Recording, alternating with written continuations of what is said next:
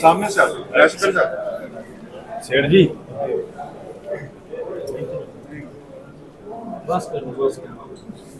چلو مولانا صاحب فیصل لاڈا صاحب سے جو ملاقات ہوئی تھی سیاسی تھی غیر سیاسی تھی تھوڑا اس حوالے سے اور بجٹ کے حوالے سے پی پی کے تحفظات ہیں آپ کیا کہتے ہیں بجٹ کے حوالے سے جو پاس ہو جائے گا کہ نہیں ہوگا؟ تحفظات نہیں پاس تو کرے گا وہ تحفظات بھی ہوں گے اچھا یہ بتائیں کہ جو ملاقات ہوئی آرمی چیف اور امریکی صدر کی اس حوالے سے کیا تفصیلات خالی ہیں ہمیں میڈیا کے لیے کم کرنا ہے. آج آپ نے حکومت کو دکھانے کی کوشش کی ہے کیا اس پہ اپوزیشن کو اکٹھا کرنے کی کوشش کریں گے؟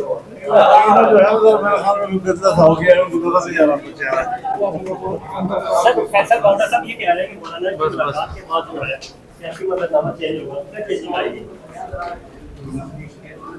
وہ کہہ رہے ہیں سرپرائز ہے بہت بڑا. صحیح ہے ہماری پہلی ملاقات ان کے گھر پہ. سر کیا کہیں گے جب بھی کوئی آرمی چیف گیا ہے وہاں پر یو ایس پھر اس کے بعد پاکستان کے لیے تو آپ ایک طرح کچھ ہو سکتا ہے؟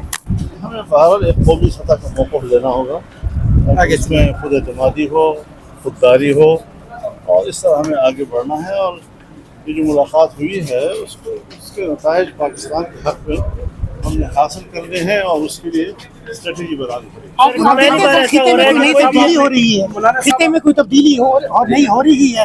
چیف آف آرمی اسٹاف سے ملاقات ہے ایران پہ حملے ہیں دیکھ رہے ہیں کہ خطے میں ایک بڑی تبدیلی ہو رہی ہے جیسے 80s میں ہوئی تھی. نہیں بات یہ ہے کہ کہاں سے شروع ہوئی ہے. جب انڈیا ہم پہ حملہ کرتا ہے تو اس کو ڈسکس کیا جا رہا ہے. جب ایران پر حملہ ہوتا ہے تو اسے ڈسکس کیا جا رہا ہے. لیکن اگر فلسطینی جو ہے 60,000 لوگ شہید ہو رہے ہیں ان کو نظر انداز کیا جا رہا ہے. کیوں؟ مولانا امریکہ کی طرف سے واضح اشارے ابھی قومی اسمبلی میں آپ نے خطاب کیا اور کہا کہ خیبر پختونخوا میں اور بلوچستان میں حکومت نام کی کوئی چیز نہیں ہے. کیا وہاں پہ تمام کے تمام برج ختم ہو گئے دونوں صوبوں میں؟